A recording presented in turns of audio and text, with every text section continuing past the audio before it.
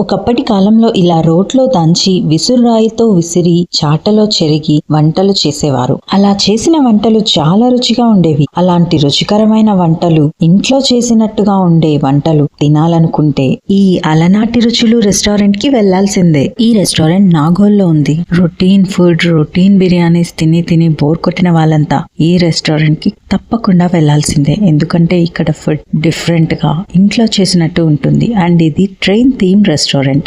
మాకు Nalgonda station allot అయింది. అదిగోండి మా ట్రైన్ వచ్చేస్తుంది విత్ బిర్యానీ.